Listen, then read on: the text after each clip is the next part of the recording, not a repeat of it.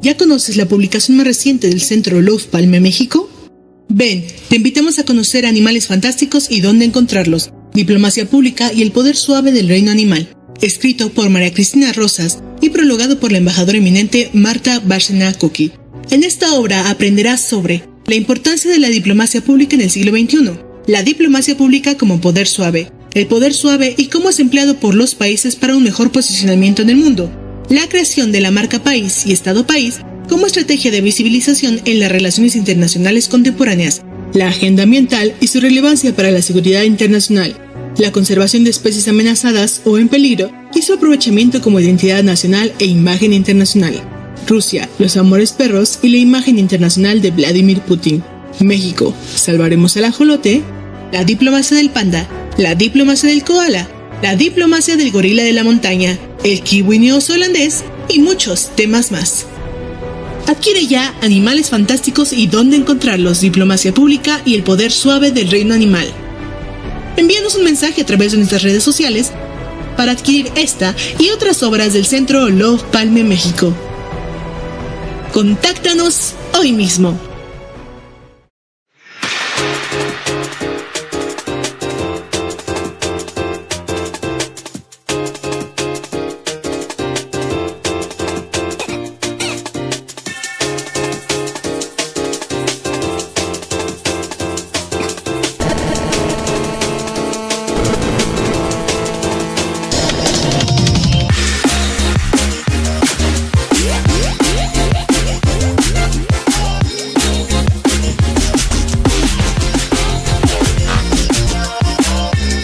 Buenos días, sean todas, todos bienvenidos, bienvenidas a una sesión más, la tercera de nuestro seminario dedicado al análisis de la segunda administración de Donald Trump. Y el día de hoy, día de San Valentín, tenemos varios aniversarios importantes, además del día de San Valentín. Hoy, por ejemplo, en México, no sé cuál sea la fecha en Argentina, pero México estableció relaciones diplomáticas con la República Popular China un 14 de febrero de 1972. También un 14 de febrero México y varios países latinoamericanos negociamos el Tratado de Tlatelolco que convirtió a nuestra región en una zona libre de armas nucleares. Por lo tanto, el 14 de febrero es un día muy importante, un día que celebramos y un día que nos convoca también al análisis sobre el estado que guarda el mundo en estos temas y otros más. Me complace mucho dar la bienvenida el día de hoy a un panel de mujeres. Esto todavía no es frecuente, ¿eh? Todavía arrastramos estos temas de desigualdad de género en diversos foros, pero en esta ocasión coincidimos con tres distinguidas sinólogas que van a abordar la problemática de las relaciones entre México, China, México, Estados Unidos, y además tenemos el plus de que desde Argentina se hará una valoración sobre las relaciones China-Estados Unidos y también entre China y Argentina, lo cual enriquece considerablemente el debate. Quiero presentar a nuestras panelistas, la doctora Mariana Escalante, la doctora Priscila Magaña Huerta y la doctora Carla Oliva. Voy a permitirme leer una breve semblanza de nuestras invitadas. La doctora Mariana Escalante es profesora investigadora en el Centro de Relaciones Internacionales de la Facultad de Ciencias Políticas y Sociales de la UNAM, doctora en Ciencias Políticas y Sociales por esta institución, maestra en Relaciones Internacionales por la Universidad de Pekín en el programa chino. Realizó 2 estancias en China. La primera en el marco del programa de becas China Ciudad de México del Centro de Estudios China-México UNAM de 2008 a 2009 y la segunda en la Universidad de Pekín de 2010 a 2013. Es parte del Sistema Nacional de Investigadores y del Grupo de Estudios sobre Eurasia. Autora del libro Nacionalismo y Confucianismo en China Contemporánea, publicado por la UNAM y Orfila en 2024. Priscila Magaña Huerta es profesora de cátedra en el Departamento de Estudios Internacionales de la Universidad Iberoamericana en la Ciudad de México y miembro del Sistema Nacional de Investigadores. Sus principales líneas de investigación incluyen la cultura como factor de análisis en la política exterior, el poder suave de China en México y América Latina y el Caribe, y el estudio de las emociones y las percepciones en las relaciones exteriores entre México y China. Entre 2020 y 2024 fue postdoctorante CONACYT, adscrita a la Facultad de Ciencias Políticas y Sociales de la UNAM con el proyecto El Poder Suave de China en México. Priscila Magaña también es miembro del Centro Olof Palme, de la International Studies Association, de la International Political Science Association, de la Asociación Internacional de Estudios Latinoamericanos, de la Asociación Latinoamericana de Estudios de Asia y África y de la Asociación Mexicana de Estudios Internacionales. Entre sus publicaciones más recientes destacan el texto El estudio de las percepciones en la relación México-China y Amenaza y guerra en la relación sino-estadounidense contemporánea, un análisis desde el constructivismo, publicados por el Colegio de México y la Revista de Relaciones Internacionales de la Facultad de Ciencias Políticas y Sociales de la UNAM, respectivamente. Carla Oliva es licenciada en Relaciones Internacionales de la Universidad Nacional de Rosario, magíster en Integración y Cooperación Internacional, también por esta institución, docente de la materia Política Internacional de la carrera Licenciatura en Relaciones Internacionales de la Universidad Nacional de Rosario en la Argentina, docente de la materia China y las relaciones internacionales de Asia Oriental de la especialización de estudios chinos en la Universidad Nacional de Lanús en Buenos Aires, Argentina, miembro del Consejo Argentino de Sinólogos, World Sinology Center, miembro del Centro de Investigaciones en Economía y Política Internacional, coordinadora del Grupo de Estudios sobre China y Argentina, codirectora y miembro del proyecto de investigación sobre los condicionantes sistémicos de la política exterior argentina durante una década de grandes transformaciones, 2016-2026, una mirada exploratoria. Como pueden ver, tenemos a distinguidas ponentes esta mañana. Les agradecemos su disposición, su tiempo para compartir sus reflexiones con nosotros. Y sin más, le voy a solicitar a la doctora Mariana Escalante que haga uso de la palabra. Bienvenida. Muchas gracias. Buen día a todas y todos. Voy a compartir pantalla. Ahí está. Listo. Pues bueno, primero que nada agradecer mucho a la doctora María Cristina Rosas por la invitación. La verdad es que es un gran gusto estar en el Centro Olof Palme, aunque sea de manera virtual, y por supuesto compartir tanto con usted, doctora, como con las colegas Priscila Magaña y Carla Oliva. Esta mesa va a ser muy interesante escuchar también sus reflexiones. Bueno, yo titulé mi intervención como México frente a las tensiones sino-estadounidenses en la era Trump 2.0.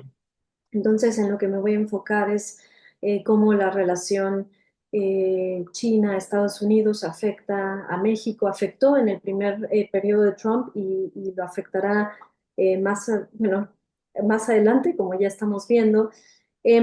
Justo como decía la doctora Rosas, estamos en un 14 de febrero en el que México y China están celebrando el aniversario, el 53 aniversario por establecimiento de relaciones diplomáticas y no sobra decirlo, dado que casi siempre, podríamos decir, desde que se establecen los primeros contactos entre oficiales, me refiero, ¿no? Ya por ahí del siglo XIX, entre China y México, casi siempre están mediados por Estados Unidos.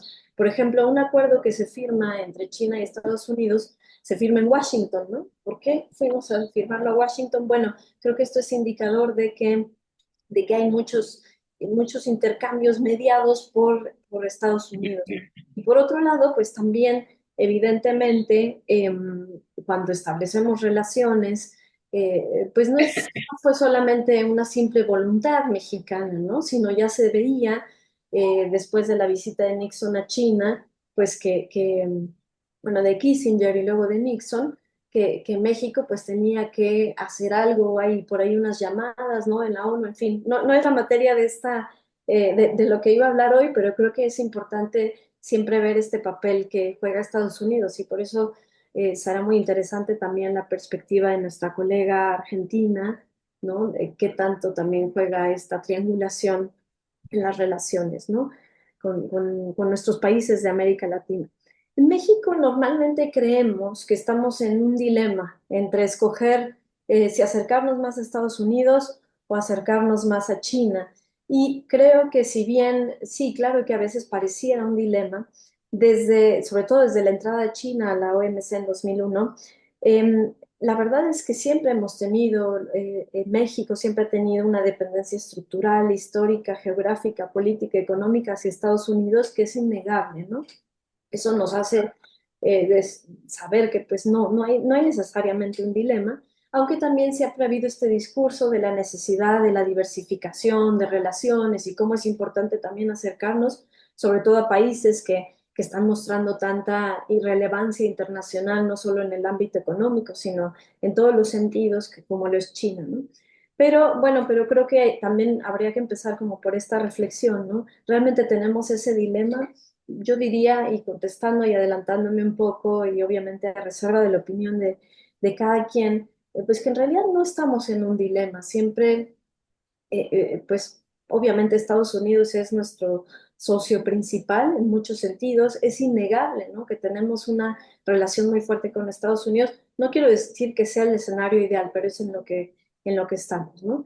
Ahora, enfocándonos en las relaciones China-Estados Unidos y de ahí aterrizar un poco cómo se acercan a México, afectan a México, tenemos esta caricatura que fue del periodo anterior de Trump, eh, eh, eh, está realizada por un caricaturista chino, Liu Rui, que es del Global Times, que es bueno, una visión muy oficialista china, por supuesto, y está, por ejemplo, una mano que parece mucho la mano de Xi Jinping, construyendo y dibujando este puente, ¿no? De las relaciones China-Estados Unidos, y otra mano que también parece pues, la mano de Donald Trump, que está borrando ese puente, ¿no? Esta es la visión que todavía sigue permeando de China sobre Estados Unidos, bueno, específicamente sobre Trump.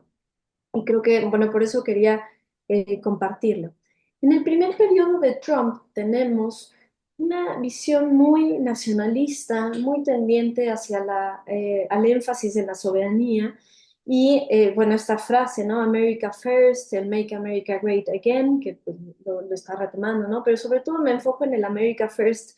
¿Por qué? Porque evidentemente hay este alejamiento también de lo multilateral, lo vimos con las acciones de Trump hacia los organismos multilaterales, ¿no? La OMS, los acuerdos de París, etcétera.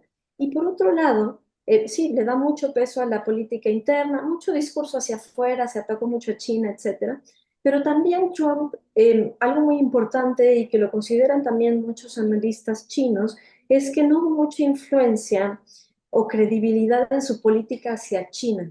Es decir, sí hubo mucho discurso, mucho China, China, China, sobre todo con el COVID, ahorita a ver si nos dan tiempo, ¿no? También de platicarlo, pero no logró crear un frente tan contundente frente a China. Ahorita vamos a ver algunas estrategias, pero que creo que no fueron tan exitosas, ¿no? Entonces, Trump con respecto a China se concentró en temas como el déficit comercial, como que China es una amenaza a la seguridad nacional, y ahí ya también subiendo de tono los ataques hacia China, que quizás otros presidentes de Estados Unidos lo pensaban, pero no lo decían tampoco tan explícitamente.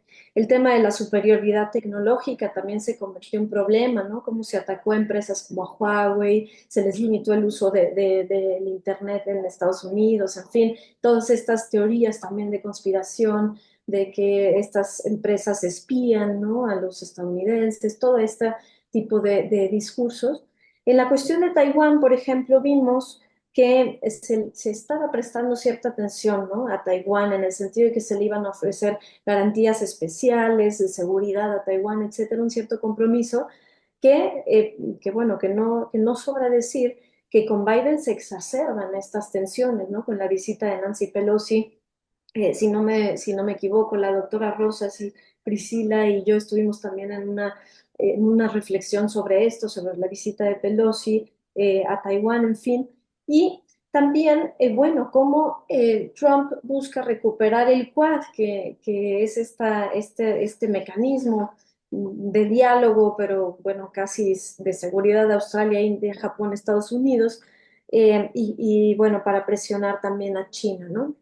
Y por supuesto, yo diría que el momento de tensión pues, más evidente pues, fue el COVID-19, ¿no? Hubo un empeoramiento no solo en el discurso, sino con este telón que estaba de fondo del año electoral estadounidense, ¿no? Que también obviamente afectó a Trump, pues tenemos que Trump culpa al gobierno chino de la crisis de salud mundial.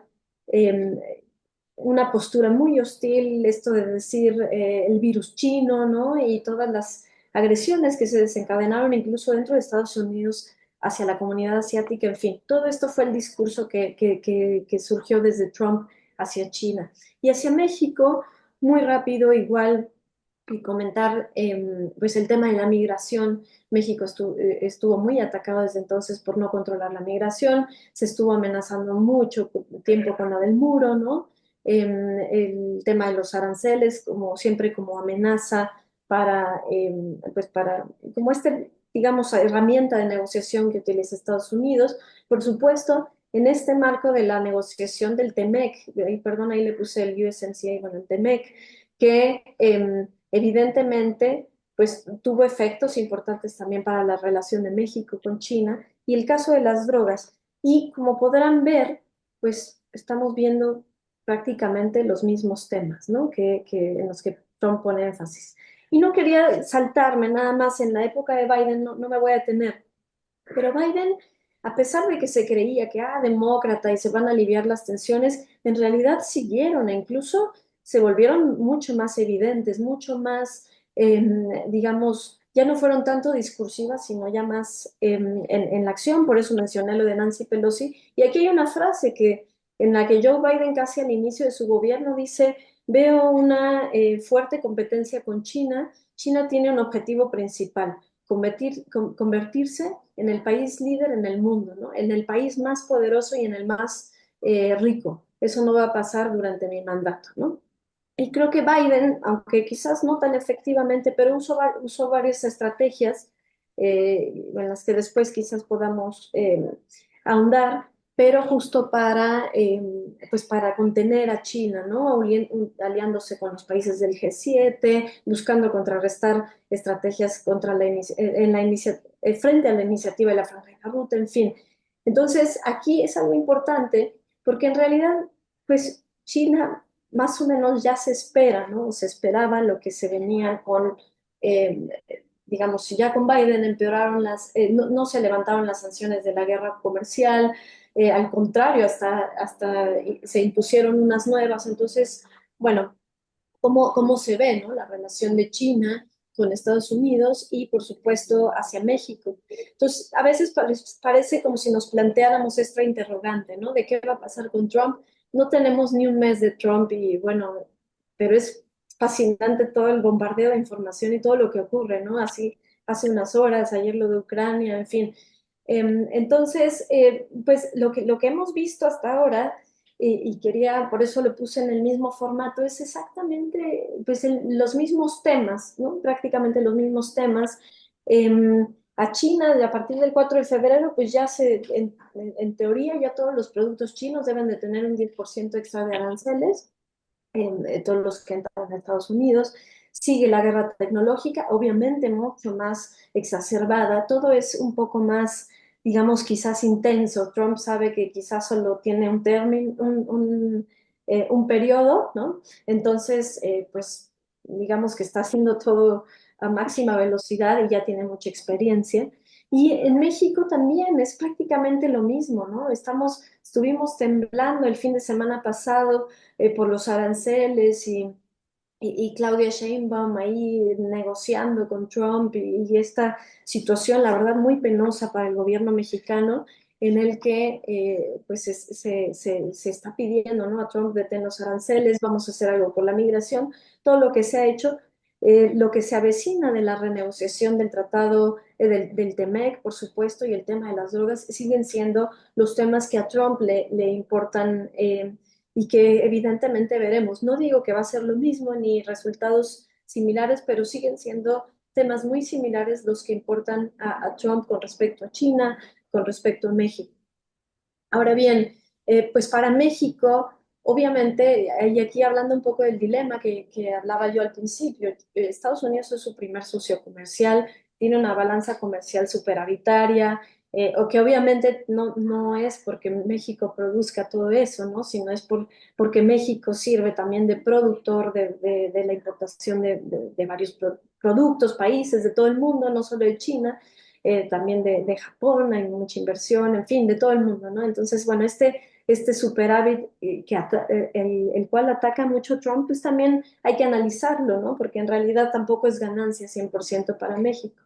Y bueno, y por parte de China, China es el segundo socio comercial de México, el primero de Asia, y tiene una balanza comercial pues deficitaria por muchos miles de millones de dólares, que eso ya lo sabemos y que es un problema muy importante en la relación bilateral entre China y México, ¿no?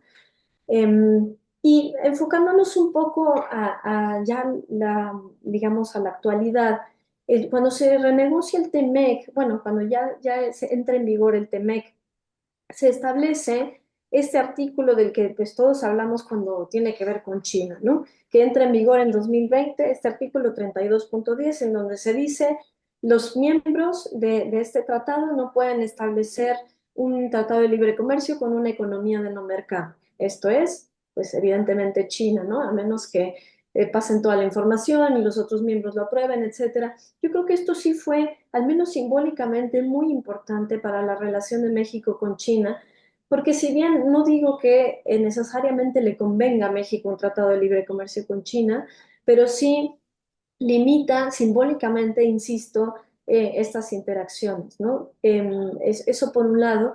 Ahora a ver qué va a pasar con la renegociación que Trump quiere incluso acelerar, en fin. Y por otro lado, los discursos de los últimos dos presidentes que estuvieron obviamente con Trump, López Obrador, primero también al iniciar habla de diversificación, etcétera, pero después de unas cuantas, bueno, de una visita a Estados Unidos, de pronto, bueno, no es que China está muy lejos, ¿no? Ah, pues, ¿qué pasa con la iniciativa de la Franja y la Ruta para México? ¿Qué se va a hacer?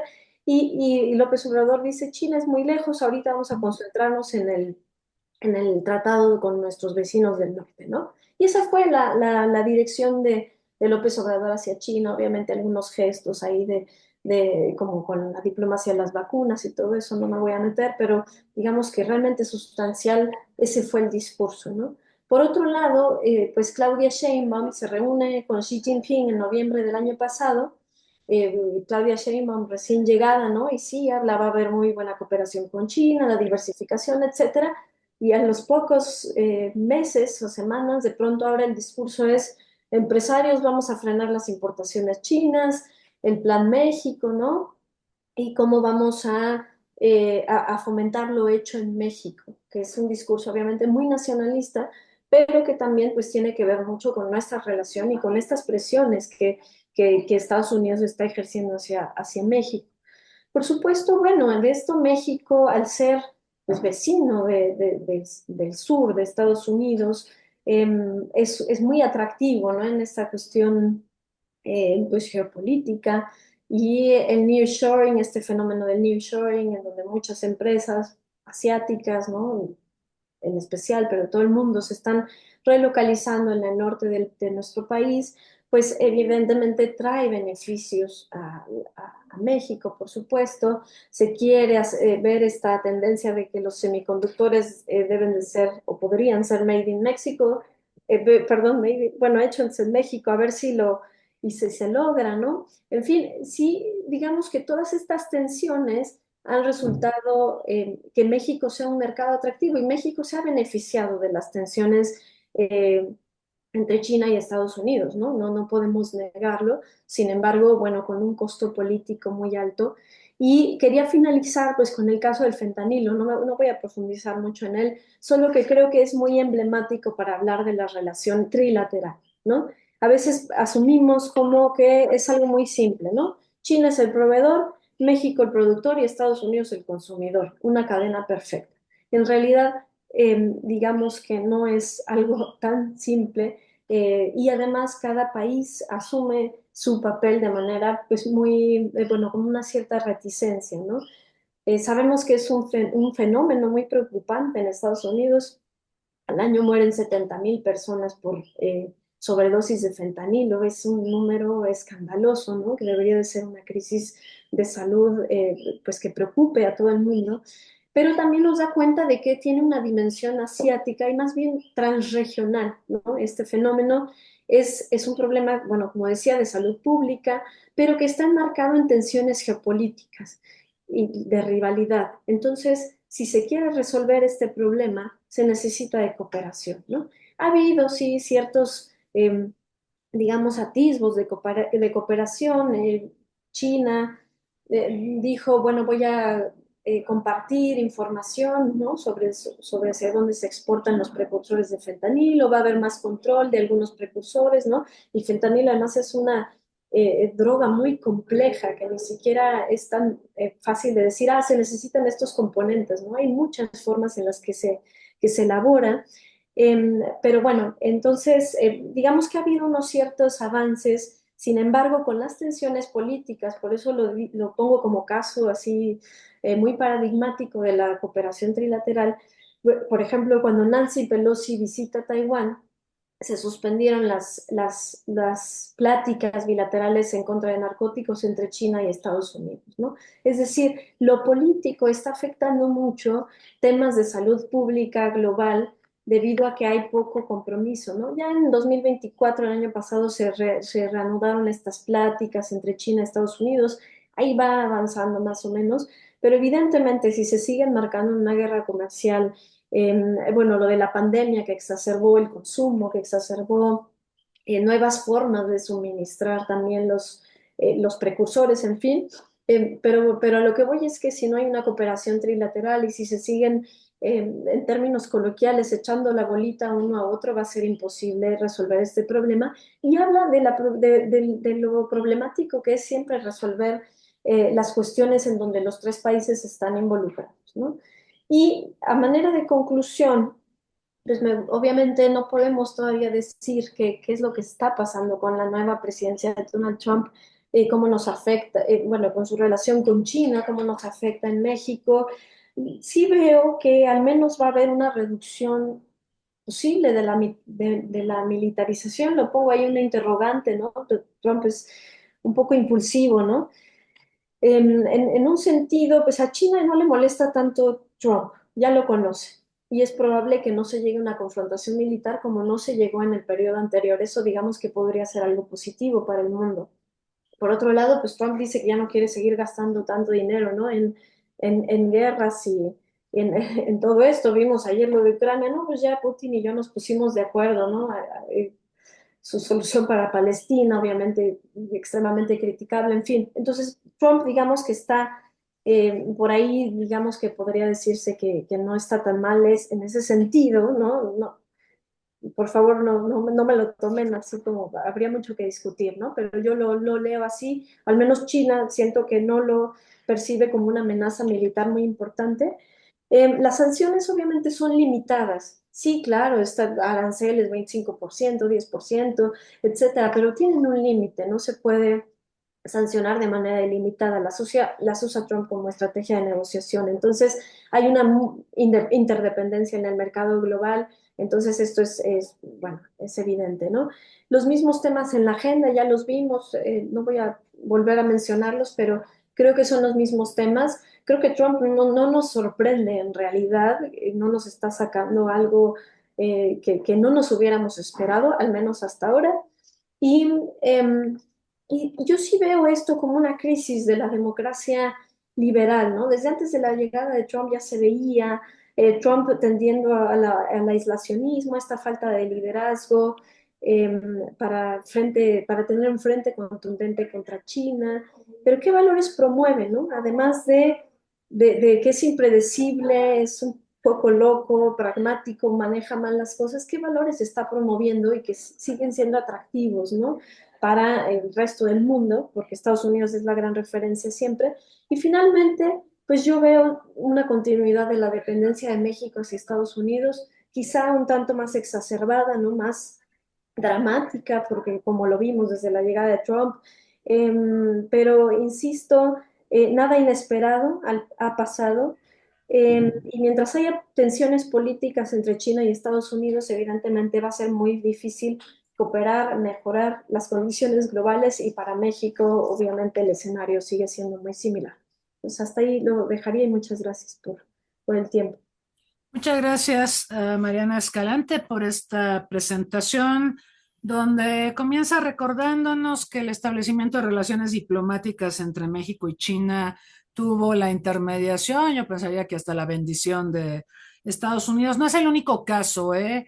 Revisando, por ejemplo, no es nuestro tema, pero se relaciona con lo que comentó la doctora Escalante cuando se buscó establecer relaciones con Japón, relaciones diplomáticas en los tiempos de Porfirio Díaz.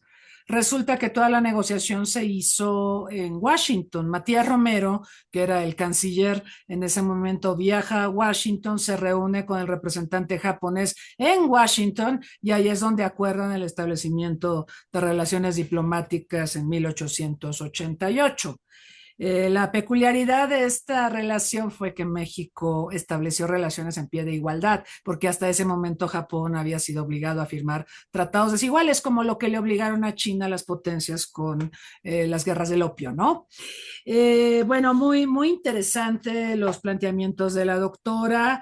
Mencionó que durante la presidencia de Biden, comparándola con la de Trump, la relación entre Estados Unidos y China no mejoró. Biden mantuvo buena parte de las sanciones. Hubo momentos muy álgidos, la visita de Nancy Pelosi. Yo añadiría la de Mike Pompeo. Mike Pompeo fue el canciller de Donald Trump en su primera administración. Ya no tenía ningún cargo, digamos, en la administración Biden, obviamente. Pero Mike Pompeo viajó a Taiwán a decir, pagado por Taiwán, después me enteré que le pagaron bastante dinero las autoridades taiwanesas, fue a decir que Estados Unidos debería reconocer a Taiwán como Estado libre y soberano. Y obviamente esto causó muchos problemas, ¿no? Entonces, sí, hubo muchísimas tensiones durante la presidencia de Biden, no se redujeron las sanciones ni los castigos a la República Popular China, y entonces esto benefició a México, como ya lo explicó muy bien la doctora, nos convertimos en el primer exportador, más por las sanciones contra China que por mérito propio. Esa ventanita se abrió, todavía esa ventanita sigue abierta, pero vamos a ver, sí, porque vienen varios sucesos y acontecimientos que habrá que revisar con cuidado, entre ellos la renegociación del TEMEC. Habló ella del tema del fentanilo, que ha sido motivo de discordia y de tensiones entre los tres países y no es el único. De hecho, hay conexiones de la delincuencia organizada mexicana con la delincuencia organizada en China. El tema de la totoaba, que es un tema de seguridad ambiental, de seguridad nacional, de seguridad ambiental, donde recordamos que en China se usa la vejiga natatoria de la totoaba por el tema de la medicina tradicional.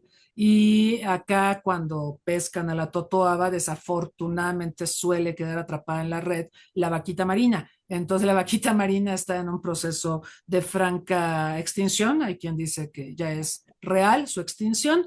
Y ahí podemos ver las redes de la delincuencia organizada que no solo operan en torno al fentanilo, sino en torno a otra serie de productos y actividades.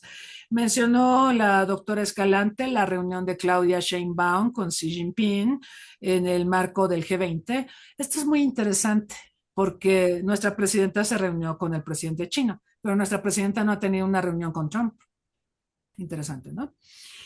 Entonces, esto de la falsa premisa de que hay un dilema para México, lo documenta la doctora y evidencia que somos sumamente dependientes de Estados Unidos. Y mientras la escuchaba me acordaba que nos dieron la noticia hace poquito de que México terminó de suscribir el acuerdo global con la Unión Europea, que nos da mucho gusto, porque la Unión Europea siempre ha sido vista, al igual que China y otros países, como una manera de diversificar la relación. Pero ahora viendo los acuerdos de Trump con Putin, que se hicieron sin la Unión Europea, sin la OTAN, la Unión Europea no, créanme que en este momento no está pensando en cómo ratificar el acuerdo global con México. Están preocupados porque se les está haciendo a un lado en estos juegos geopolíticos globales. Entonces, de nuevo, México parece destinado a seguir dependiendo mayormente de la relación con Estados Unidos y en función de eso tendrá que elaborar estrategias para tratar de navegar con menos dificultades. Trump todavía no cumplió un mes en la presidencia y vean todo lo que ha ocurrido. Muy bien, le recuerdo a quienes nos están sintonizando en Facebook Live y a quienes están aquí en el chat de Zoom que pueden formular sus preguntas y comentarios para nuestras invitadas. Y a continuación vamos a escuchar a la doctora Priscila Magaña. Bienvenida. Muchísimas gracias. Muy buenos días a todas y a todos. Es un placer estar con la doctora Cristina aquí en el Centro LOFCAP Palme y con las doctoras Mariana Escalante y Carla Oliva, quien la saludo con muchísimo gusto. Me voy a permitir compartir pantalla para explicarme mucho mejor.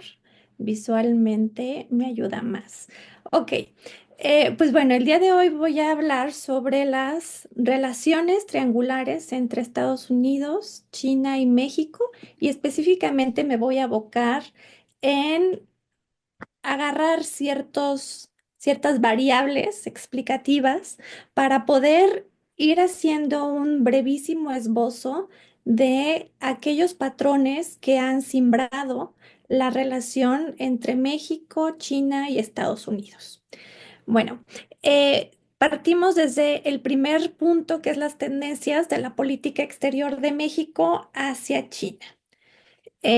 Bueno, vemos que si bien México estableció relaciones diplomáticas con China antes que Estados Unidos, puesto que México las establece en 1972 y justo hoy se celebra otro aniversario, pues vemos que esto se da gracias a estas tendencias en las que Estados Unidos ya habría abierto la posibilidad desde hace unos 5 años aproximadamente atrás con las visitas de Richard Nixon a China, perdón, de su consejero de Estado, Kissinger, a precisamente incorporar a China a este orden internacional basado en reglas en las que, pues bueno, el sistema democrático capitalista que lideraba Estados Unidos con este bloque occidental, pues pudieran ganar más terreno frente a la entonces Unión Soviética. Entonces, en ese sentido, México establece relaciones diplomáticas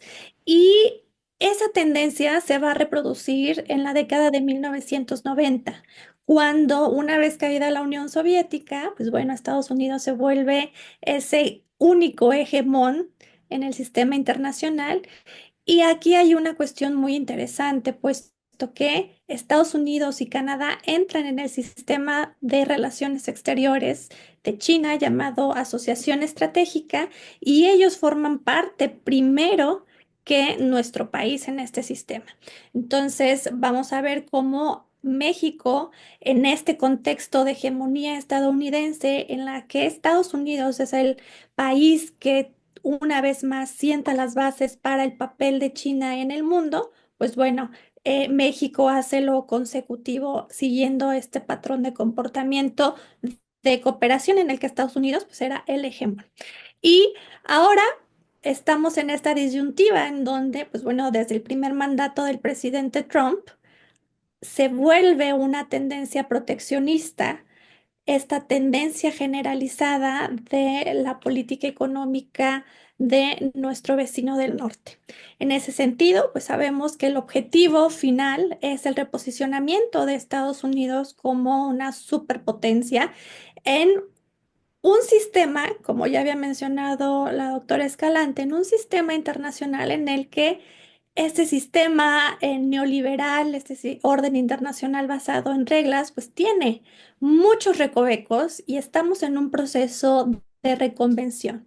¿Hacia qué? ¿Liderado por quién? Pues bueno, ese es el gran contexto de la contienda entre Estados Unidos y China.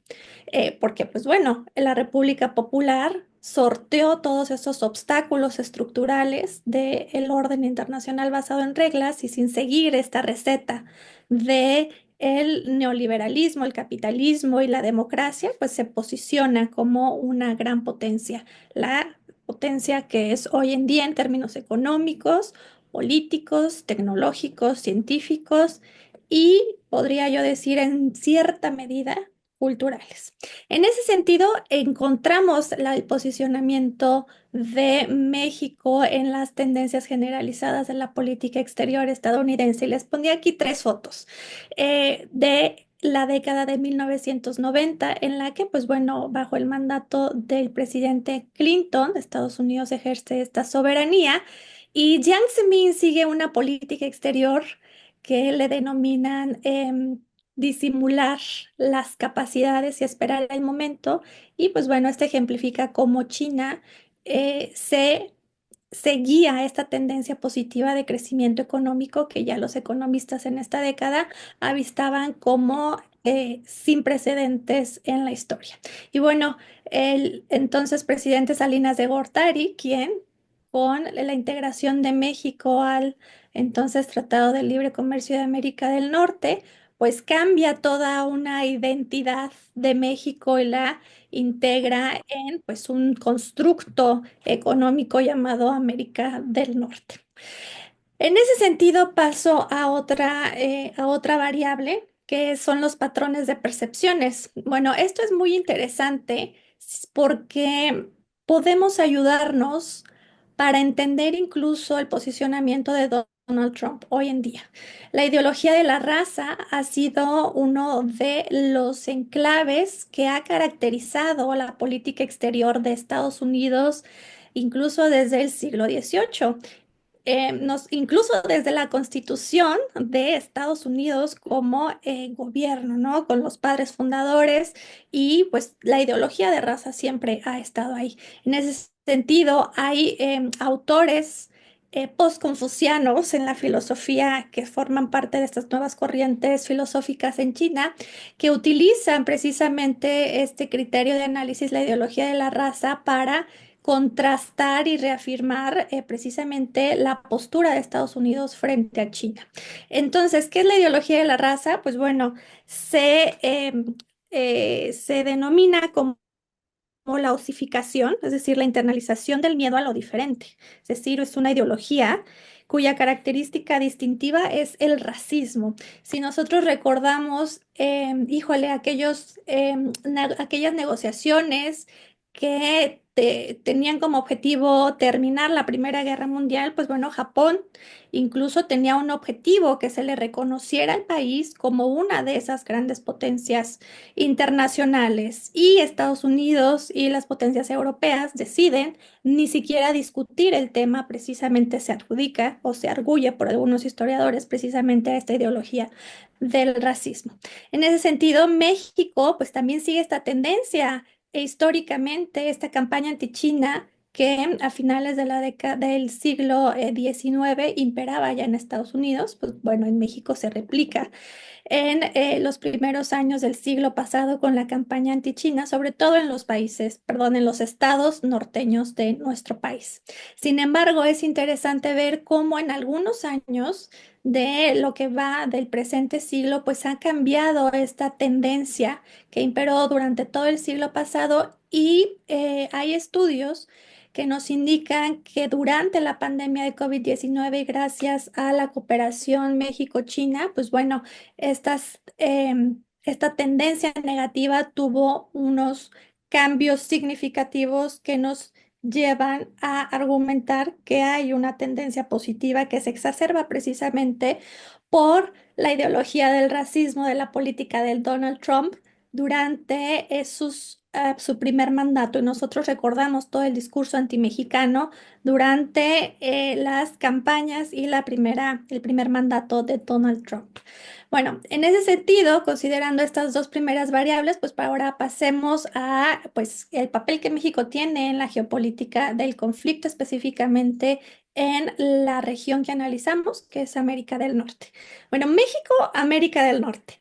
Nosotros desde México nos identificamos como parte de América del Norte. Ya nos dirá nuestra querida colega argentina, Carla Oliva, cómo nos ven desde Argentina. Pero si le preguntamos a un europeo, nos van a decir que somos de América Central, ¿no?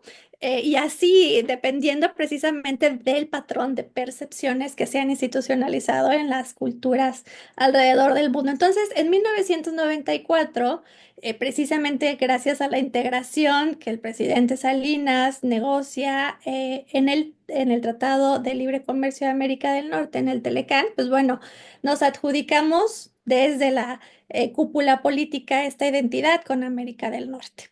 Entonces, vemos cómo esta identidad permea precisamente gracias a toda la interdependencia económica que se ha suscitado durante todos estos años. Y algo significativo, lo represento en esta fotografía, es cómo en 2021 el entonces presidente Andrés Manuel López Obrador se reúne con el presidente Biden y el premier Justin Trudeau en la cumbre de líderes de América del Norte.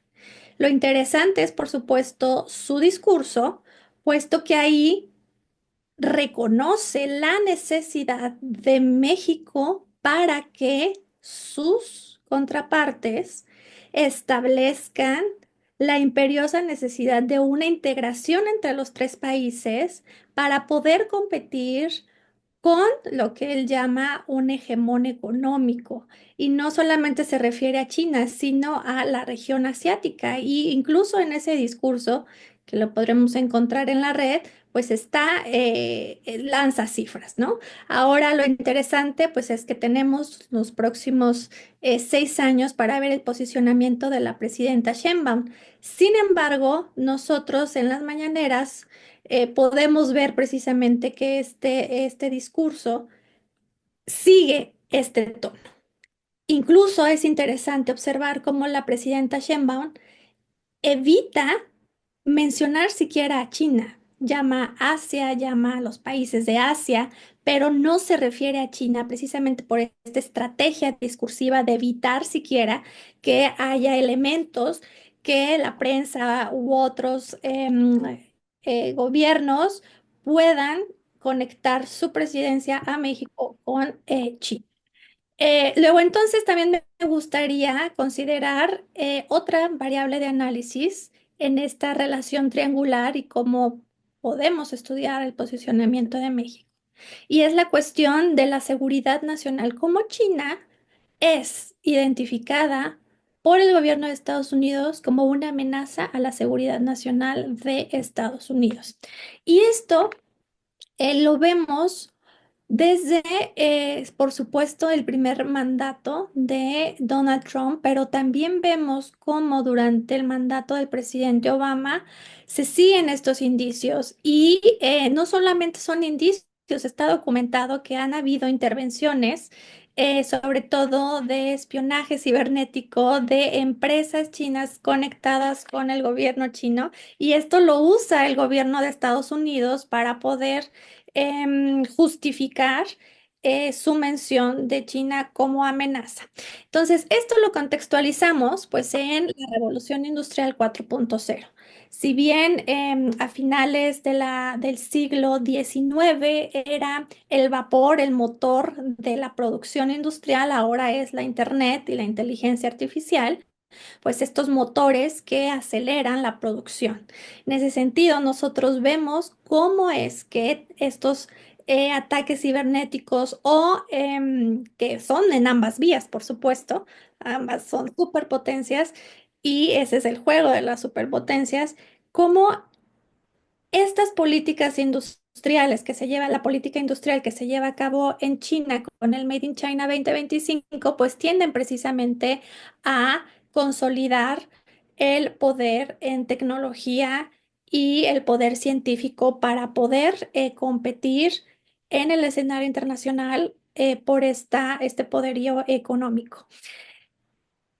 Un día antes de que la presidenta Sheinbaum llegue al poder, recibe una carta de los congresistas de Estados Unidos, en donde le comparten la preocupación y la imperiosa necesidad de que México coopere con el gobierno estadounidense para contener la influencia de la industria automovilística china en el país.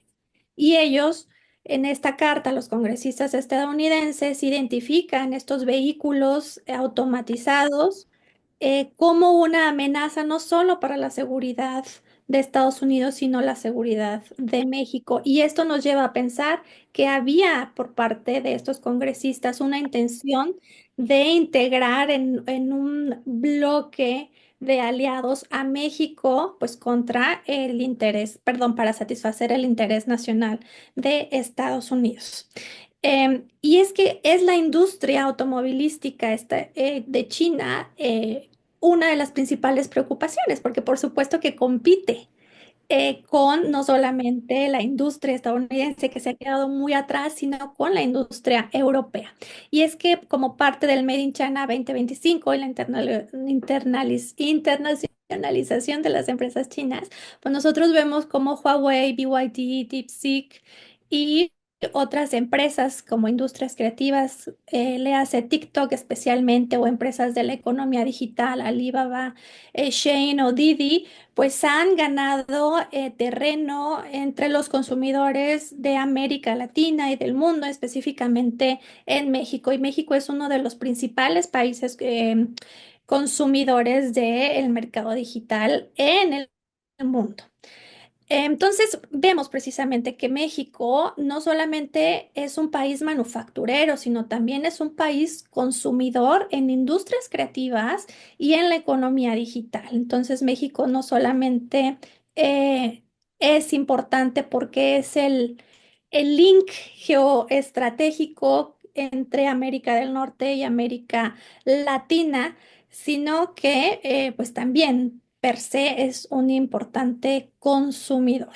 Entonces, bueno, pasando en la posición o la posición de México en el orden internacional basado en reglas, pues bueno, dentro del multilateralismo vemos que México ha jugado un papel primordial en la inserción de China en América Latina.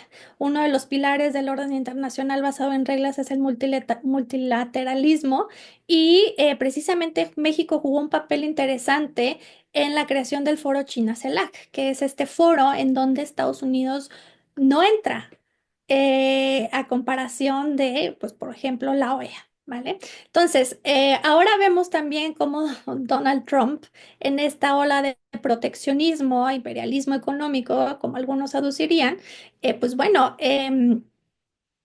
pone en cuestión los pilares como el libre mercado y el propio TEMEC.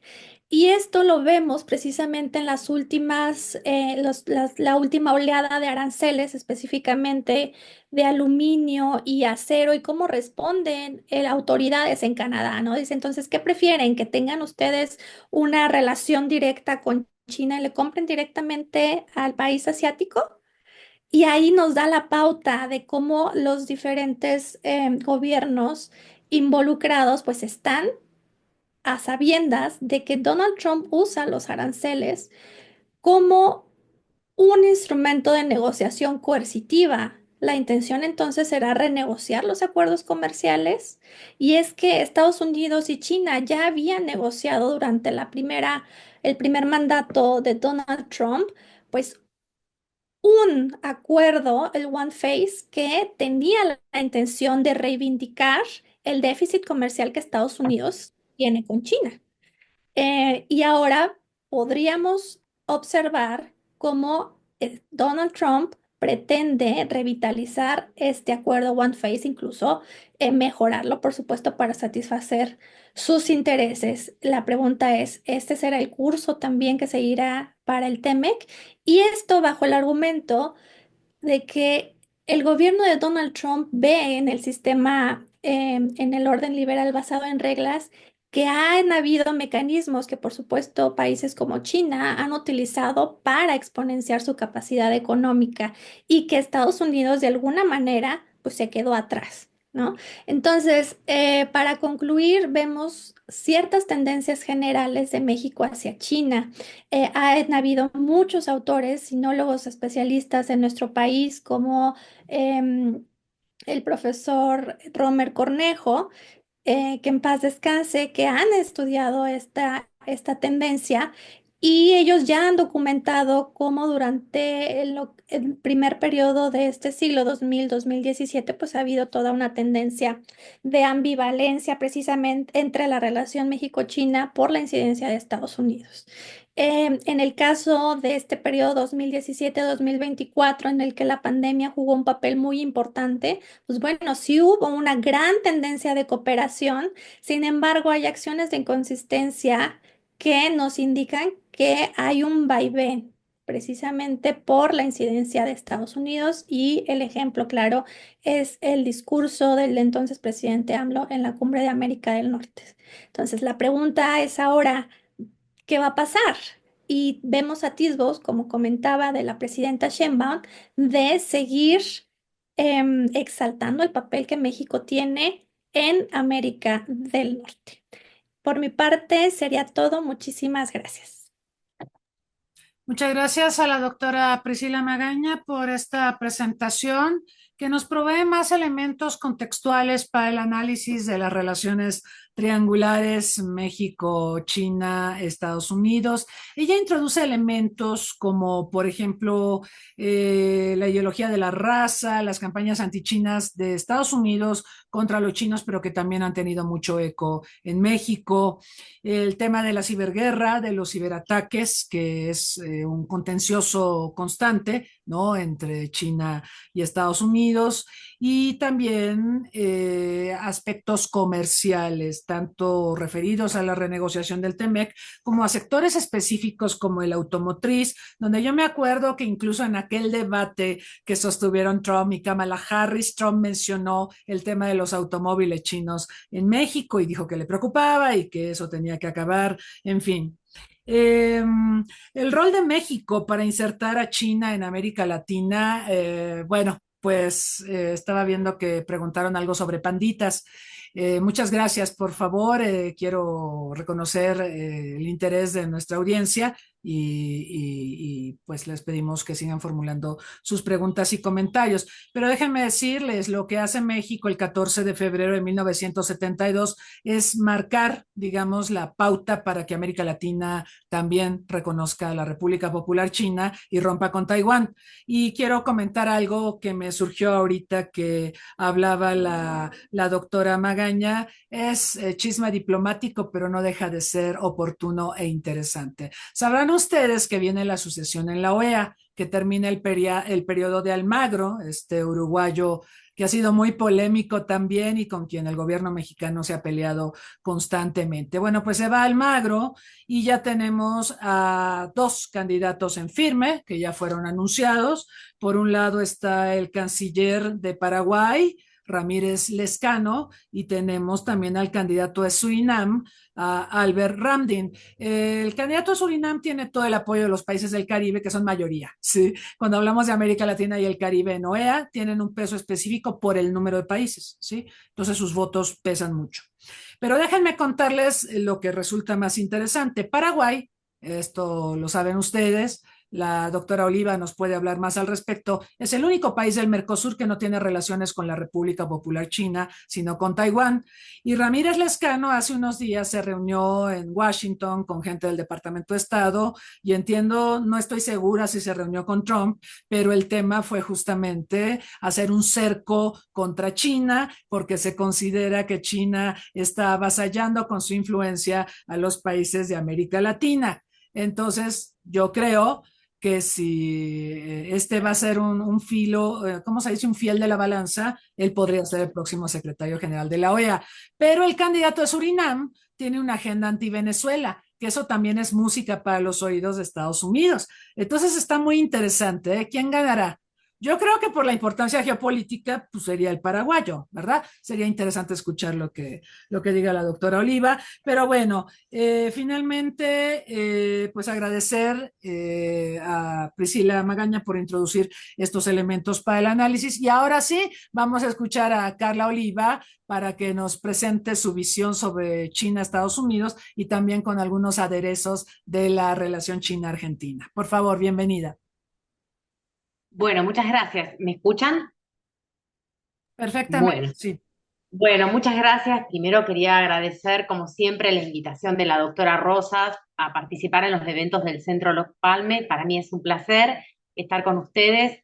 Fueron muy interesantes y muy instructivas las dos presentaciones de mis colegas, Mariana Escalante y Priscila Magaña. Fue un placer escucharlas.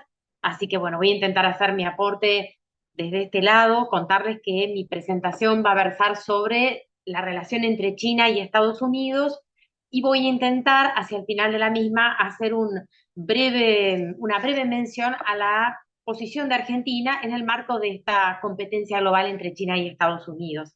E intentaré también, en la medida de lo posible, ir dando respuesta a algunos de los interrogantes que se fueron planteando a lo largo de las presentaciones. Bueno, entonces la idea es que voy a estructurar mi ponencia en función de 4 criterios: un análisis de la dimensión sistémica, algunas consideraciones muy breves acerca de la visión que se tiene en Estados Unidos con respecto a la República Popular China. Luego voy a hacer énfasis en la política de Trump hacia China y finalmente en las relaciones de Argentina con China y Estados Unidos, en particular con el gobierno del actual presidente Javier Milei. Entonces, para comenzar, en lo que respecta a la dimensión sistémica, está claro que estamos ante un panorama internacional en que la competencia entre Estados Unidos y China domina el orden, domina el escenario. Estamos ante una potencia emergente con mucha claridad a partir del año 2008 que disputa en todas las dimensiones de la política internacional el poder a una potencia que venía consolidada, ¿no? Y eso, por supuesto, es muy cuestionable. Pero es una competencia que se evidencia tanto por el poder, por la influencia, por el prestigio, por el estatus y por las normas del orden internacional, que no es un detalle menor. Se trata de dos potencias que tienen influencia mundial muy significativa. Como digo, es una potencia que viene a cuestionar, esta potencia emergente viene a cuestionar a una potencia establecida, pero lo hace de forma multidimensional. Entonces tenemos que pensar en una competencia que es económica, financiera, comercial, geopolítica, cultural, tecnológica y normativa. Entonces tenemos que tener la mirada muy abierta para poder pensar en todos estos planos cuando hablamos de una competencia entre estos dos estados, entre estas dos potencias globales. Para ir a las consideraciones respecto de la visión que tiene Estados Unidos en relación a China, creo que, para ser breve, me interesa mencionar que hay una visión de China como competidor, como rival potencial desde hace mucho tiempo en Estados Unidos. Esto no es reciente, hay una continuidad, hay un cambio de estilo quizá. El estilo de Trump es un estilo con una narrativa muy elocuente, ¿no? Muy vistoso, pero sí me gustaría muy brevemente, insisto, mencionar que pensemos todos que en la etapa de Clinton, cuando claramente China no era la China que es hoy, y lo que se buscaba era incluirla en las organizaciones internacionales para que dentro del respeto a las normas se la pudiera controlar, entre comillas, recordemos que en esos momentos el gobierno de Clinton acusó a China de robar secretos de minibombas estadounidenses de los Álamos. Quiero decir, la competencia tecnológica ya estaba presente, ya ahí venía apareciendo. Luego tenemos el gobierno de Bush hijo, brevemente, hasta el 11 de septiembre, cuando el argumento ordenador pasa a ser la lucha global contra el terrorismo. Bush hijo decía que China era el competidor y el rival potencial de Estados Unidos, el competidor estratégico, así se lo denominaba. Y recordemos que en 2005 el Pentágono habla del collar de perlas, con toda una estrategia mirando hacia la región que tiene, digamos, una apoyatura en India y que no es tema de esta presentación, pero digo, ya se venía viendo muy claramente a China y mencionando muy claramente a China como una amenaza a los intereses de Estados Unidos. a los intereses de seguridad, a los intereses comerciales, luego a los intereses financieros, de información y demás. Claramente, como ya presentaron mis colegas, en el caso de Obama es muy evidente con el giro asiático y con el reforzamiento de la presencia militar estadounidense en el Asia-Pacífico, al identificarse como un país del Pacífico, ¿no? Entonces dice, bueno, entonces mi atención también está en este lugar. Bueno, claramente cuando llega Trump, en su primer gobierno lanza lo que en los medios, por lo menos en Argentina, se llamó guerra comercial. Claramente no era una guerra comercial, era una disputa hegemónica, pero tenía su emergente en la imposición de aranceles, ¿no? Que era lo que más claramente generaba discusión y problemas en el resto del mundo. En ese contexto, cuando Trump asume, tiene cruza una línea roja con China, que es la línea de Taiwán. Porque recordemos que Trump en su primera administración llama y felicita a la presidenta de Taiwán, vende armas, esto no es nuevo, Estados Unidos siempre le vende armas a Taiwán, pero sí tiene un componente simbólico muy significativo, y luego en el contexto de la pandemia del COVID, que muy bien fue mencionado previamente, no voy a hacer referencia, pero envía funcionarios de Estados Unidos a Taipei, digamos, en una especie de reconocimiento forzado y también simbólico que genera mucho rechazo en la República Popular China. ¿Qué pasa con Biden? Biden mantiene los aranceles impuestos por Trump, algunos los refuerza, pero además Biden decide organizar su discurso contra China en una especie de orden valorativo. Entonces, refuerza la idea de las democracias y de que Estados Unidos se alía con democracia. Por eso, claramente, la asociación con los países del Quad, ¿no? Australia, India, Japón, los ejercicios militares, pero se hacen, digamos, con países que son democracias afines a la visión que tiene Estados Unidos. También recordemos que anuncia, y muere ahí porque es solo un anuncio, la iniciativa Construyamos un Mundo Mejor, que me resulta muy difícil recordar el nombre de la iniciativa, porque la verdad es que tuvo muy poca difusión, pero la idea de esa iniciativa era, de alguna forma, contrarrestar la presencia de China, porque lo que decía Biden es que África es un continente a merced de China y que no quería lo mismo para América Latina. Y ahí estamos nosotros. Entonces quería volver a América Latina y no dejarnos bajo el influjo de los chinos. Bien, ¿qué ocurre entonces en la primera administración de Trump? Voy a sintetizar lo que ya se mencionó. Bueno, hay una agenda bilateral con China que gira en torno a la economía y el comercio y a la seguridad internacional.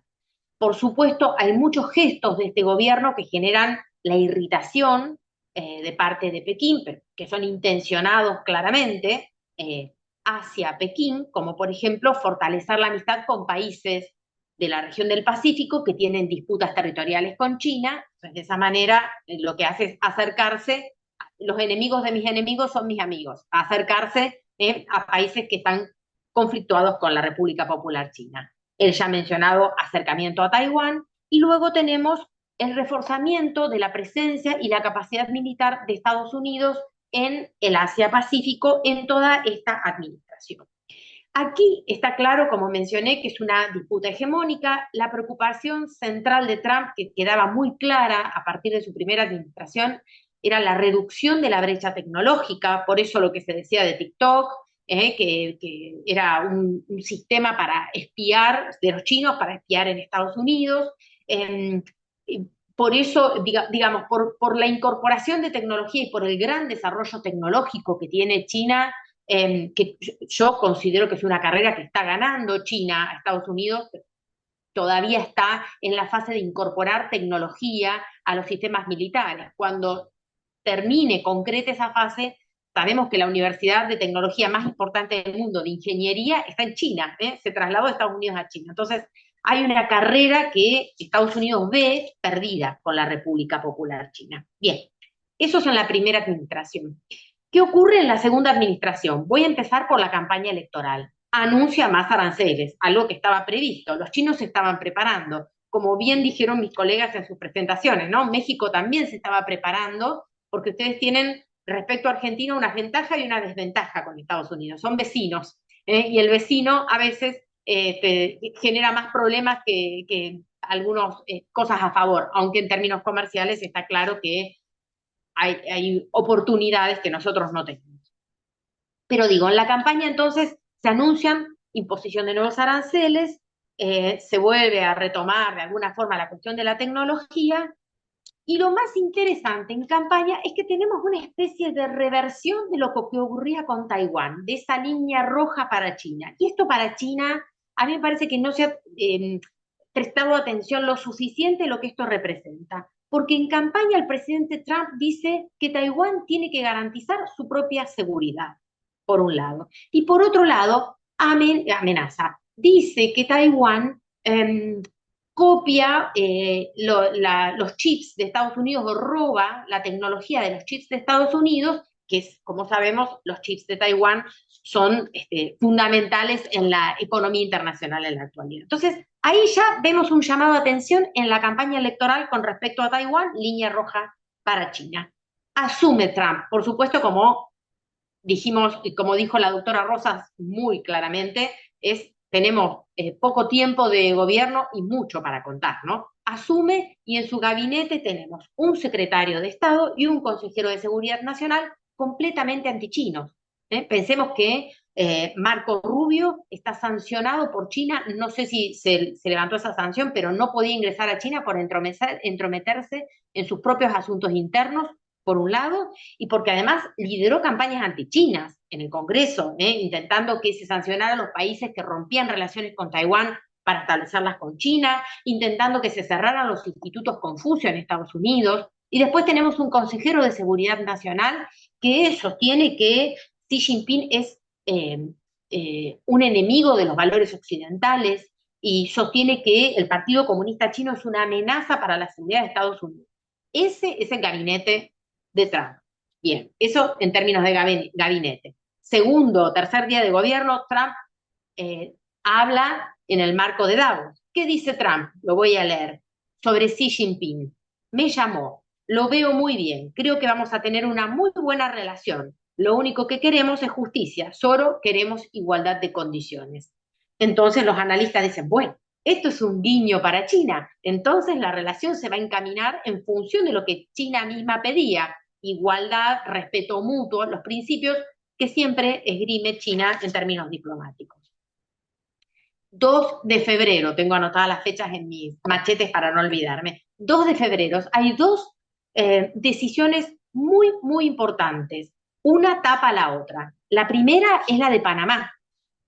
¿Qué ocurre? El secretario de Estado visita Panamá, le plantea al presidente de Panamá que el status quo del canal no puede sostenerse, que esos puertos operados por China en el ingreso del canal de Panamá no pueden seguir siendo gestionados de la misma manera, que lo que ocurre a través de la franja y la ruta de la seda es que China no solo busca generar comercio, sino que busca transformarse en una potencia naval, algo de verdad hay en eso, China quiere ser una potencia naval y está trabajando en eso, ¿no? Y entonces presiona al presidente de Panamá, que le otorga el libre acceso y prioritario a los buques de la Armada de Estados Unidos por el Canal de Panamá, y que anuncia que no va a renovar el memorándum de la franja y la ruta de la seda. Esto es un golpe muy fuerte para las iniciativas globales de China que están dentro del nuevo modelo de gobernanza, de estas normas nuevas que China le propone al mundo. ¿Cuál es la respuesta china? Es una respuesta muy medida, porque es una respuesta diplomática del embajador de China en Naciones Unidas, que dice que la política de China y la BRI no esconden ninguna agenda política justamente, sino que es una agenda económica y una agenda comercial, y que lo que China está enfrentando es una campaña de difamación de parte de Estados Unidos y de muchos países occidentales. Ahora, ¿por qué digo esta noticia opaca a otra? Porque esta es una noticia, realmente es un golpe para los objetivos de China en términos globales. Pero el mismo día el portal web del Departamento de Estado de Estados Unidos saca de la historia, del contenido, la historia de Taiwán y coloca a Taiwán dentro de China en su portal, con lo cual refuerza la idea de una sola China. Por eso digo que acá tenemos que mirar con mucha atención qué está pasando en este vínculo político-diplomático y sobre todo qué está pasando con Taiwán. Está claro que las autoridades taiwanesas están muy preocupadas, que las autoridades taiwanesas ante las denuncias de Trump han dicho que buscan negociar, que están abiertos a todo tipo de diálogo, que los chips que ellos producen forman parte de las cadenas comerciales con Estados Unidos y demás, pero acá hay mucho, creo que se puede llegar a venir mucho por delante. Bueno, con respecto al tema que llama más la atención, digo que ha sido objeto de muchos titulares y también de muchos análisis, ¿qué ocurre con los aranceles? El día después de hacer estos anuncios y de lo que ocurre con Panamá y Taiwán, Estados Unidos impone aranceles, un arancel adicional a todos los productos chinos del 10%. Algo que fue mencionado, ¿no? Por ejemplo, los autos eléctricos de China no pueden prácticamente ingresar en la Unión Europea, es una preocupación de los europeos, y la verdad que tampoco en Estados Unidos tienen 110% de aranceles, altísimo, ¿verdad? La respuesta de China es solo en términos arancelarios, no. Responde muy estratégicamente, a mi entender. Por supuesto, la primera respuesta es una respuesta de aumentar los aranceles al carbón y al gas licuado un 15%, al petróleo, las maquinarias y las camionetas un 10%, pero además anuncia que va a denunciar a Estados Unidos ante la Organización Mundial de Comercio, anuncia que la Administración de Regulación de China sostiene que va a comenzar a investigar a Google por violar la ley antimonopolios, anuncia que van a incluir a la casa matriz de marcas como Calvin Klein y Tommy Hilfiger dentro de las entidades no confiables, anuncia que van a investigar a Nvidia, que es un gigante de Estados Unidos que produce chips avanzados, que se utilizan para la inteligencia artificial, y anuncia la restricción total de exportaciones de minerales críticos para la industria tecnológica. Esos minerales son el galio y el germanio, pero no solo la restricción viene de China, no solo que China no vende más, no exporta más esos minerales a Estados Unidos, sino que prohíbe que los países que le compran a China tercericen y le vendan a Estados Unidos. ¿Está? Bien, algo que me quedó pendiente de mencionar, pero fue ya señalado por mis colegas en sus presentaciones, es que los fundamentos de Trump para esta imposición de aranceles tienen que ver con que sostienen que hay una gran amenaza de los extranjeros y sobre todo las drogas mortales que ingresan los extranjeros. Entonces, en función de este criterio o esta justificación, es la imposición de aranceles y esta política que es tan controvertida con muchos países. ¿Cuál es el objetivo de Trump? Él ya lo ha dicho, vengan a Estados Unidos que no van a tener impuestos. Es la relocalización de las empresas que se fueron de Estados Unidos, como también se mencionó, muchas empresas chinas se relocalizaron, por ejemplo, en México, por los acuerdos preferenciales que tienen con Estados Unidos, con la intención de evitar esos aranceles y de que sus productos sean competitivos. Entonces, tenemos una respuesta de parte de China que es una respuesta muy también multidimensional, no es solo una respuesta focalizada en los aranceles, también, por supuesto, tenemos que tener en cuenta que se le da un golpe importante a Estados Unidos con los anuncios de DeepSeek y de las ventajas que tiene ante el chat GPT. Entonces, tenemos todo un combo de preocupaciones para Estados Unidos en esa competencia con la República Popular China.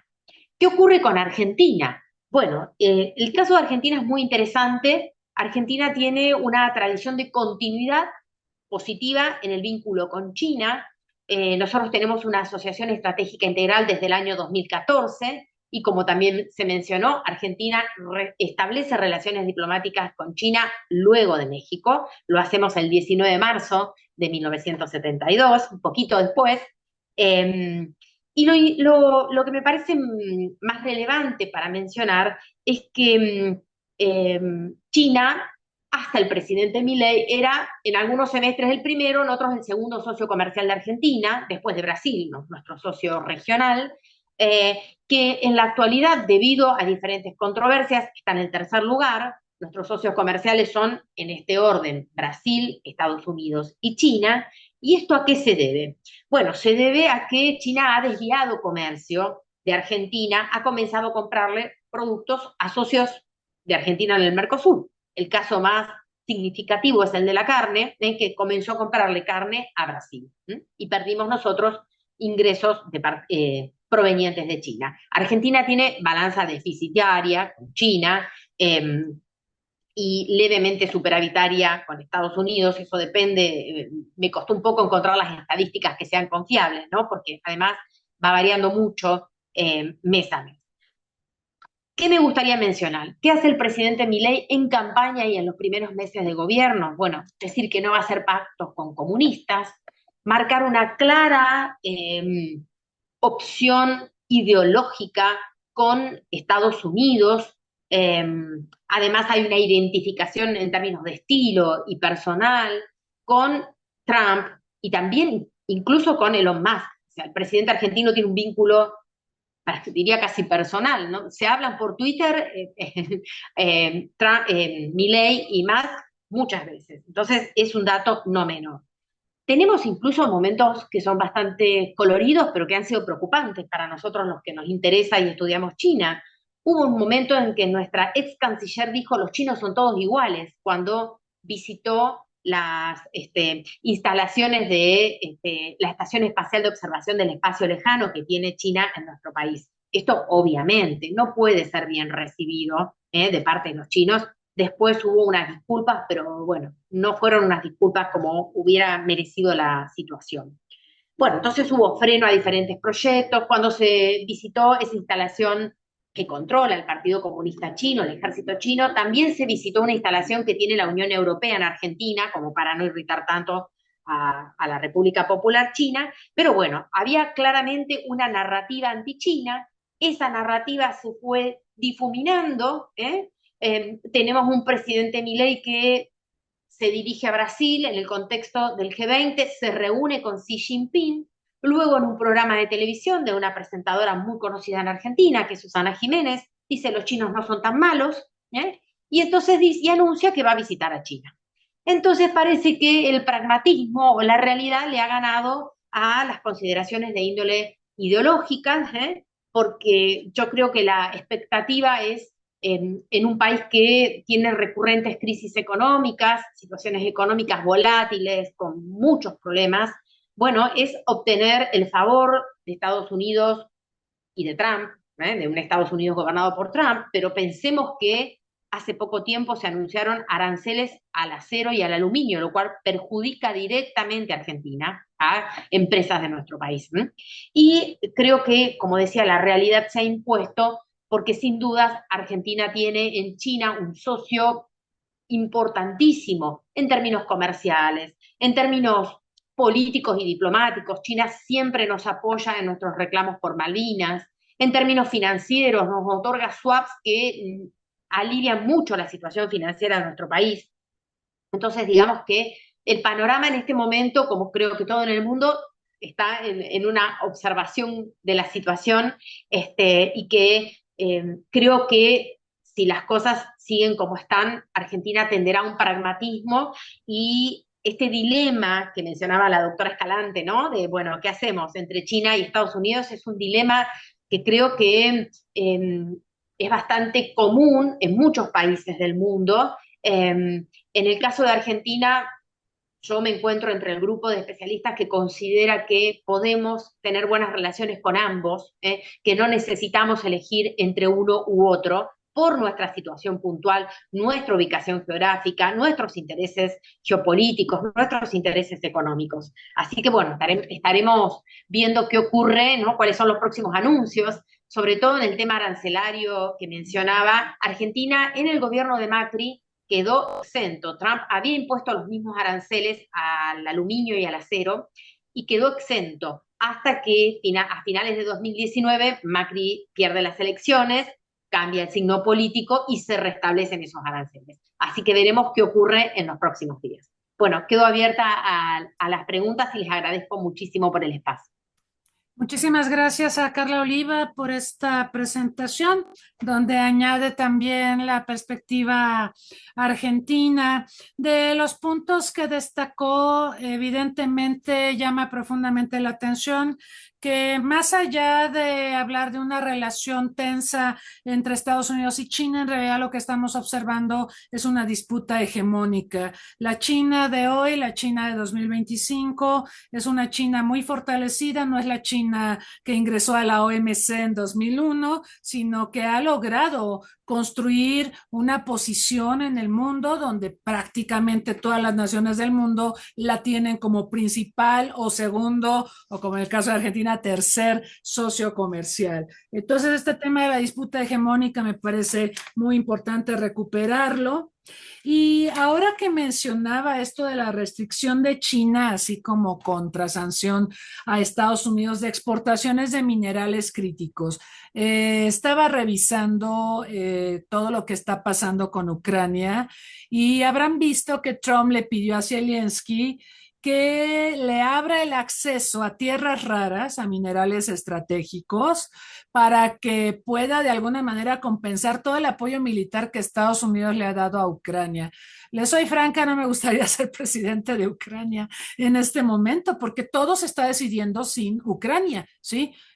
Trump directamente está negociando con Putin, pero vean este tema de las tierras raras, la importancia que cobra y bueno, es una opción que está buscando Trump seguramente ante las sanciones que le está planteando la República Popular China. Interesante también ver el pragmatismo de Javier Milei, que empezó muy contestatario, muy crítico de los comunistas, pero poco a poco ha estado buscando recomponer la relación con China y sí, efectivamente se ha hablado mucho de una próxima reunión y una visita del presidente de Argentina a aquel país. Y ya mencionaba también Carla Oliva cómo China es un socio fundamental, cómo la deuda soberana de Argentina tiene un gran apoyo de parte de China. Y China apoya a otros países, también apoya a Ecuador, apoya a Bolivia. Es muy importante el rol de China en el tema del endeudamiento de nuestros países.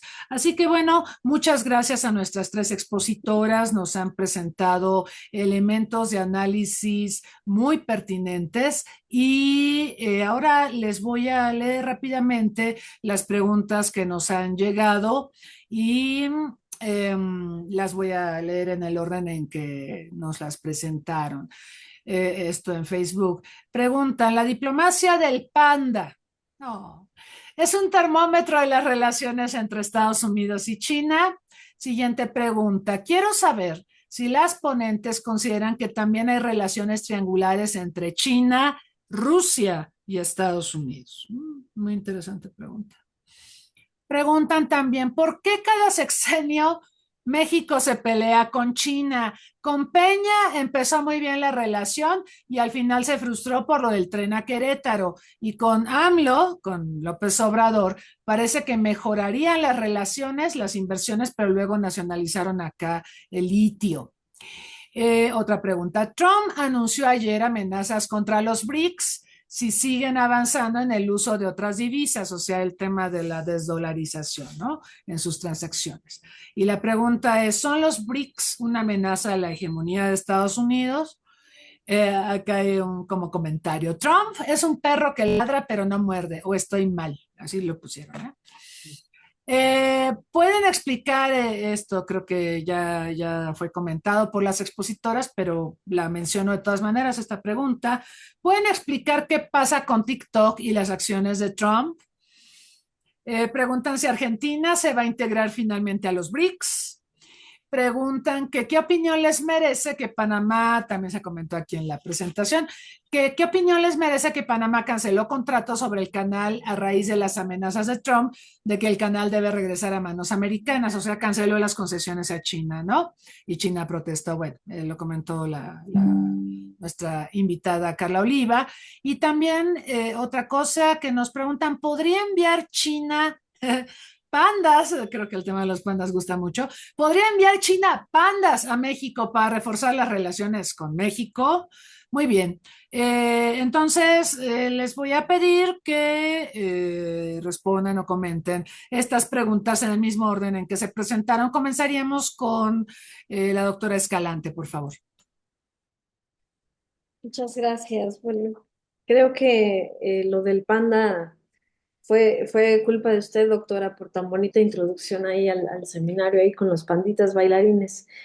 Em, bueno, en efecto, el tema de los pandas, perdón, bueno, lo empiezo más o menos en orden, voy a contestar muy rápido lo que considero que pueda yo aportar. Es evidentemente pues un símbolo, ¿no? De las relaciones entre dos países con China. A México le tocaron unos pandas cuando se establecen relaciones, en fin, ya nos queda creo que uno o dos descendientes, ¿no? De los pandas que llegaron a México, en fin, ha habido mucho al respecto.